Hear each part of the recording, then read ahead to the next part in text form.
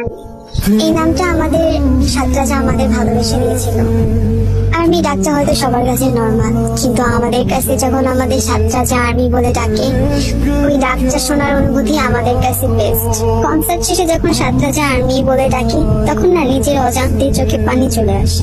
যখন আমাদের লিডার বলে 1 মাস 1 বছর অথবা অনেক পরে হোক না কেন, আমরা সর্বদা তোমাদের জন্য অপেক্ষা করব, তখন সত্যি মনের মধ্যে একটি সাহস জেগে ওঠে।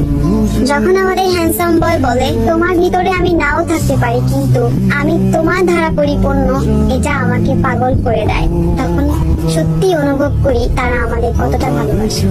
যখন আমাদের হবি আমাদের উদ্দেশ্য করে বলে তোমার হাসি এবং তোমার মুখ সত্যি আমার জীবনের অর্থ নিয়ে আসে, তখন সব কষ্ট ভুলে হাসতে ইচ্ছে করে।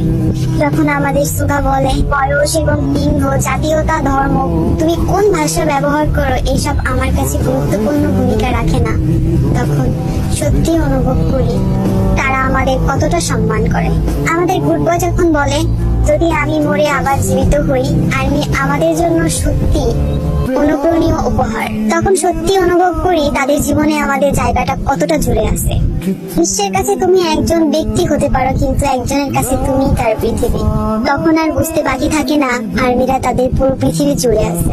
তুমি মনে রাখবে এখানে কোরিয়াতে সিওল শহরে কেউ একজন আছে যে তোমাকে বোঝে, তখন আর তাদের মনে আমাদের জন্য ভালোবাসার কমতিটা অভাব পড়ে না। আমাদের শাস্ত্রাচা আমাদের সবসময় অনুভব করিয়েছে তাদের জীবন জুড়ে আমরা কতটুকু আছি আর তারা আমাদের কতটা ভালোবাসে। আমরা আর্মিরা অনেকটা ভাগ্যবান, কারণ আমরা আমাদের শাস্ত্রাচাকে পেয়েছি।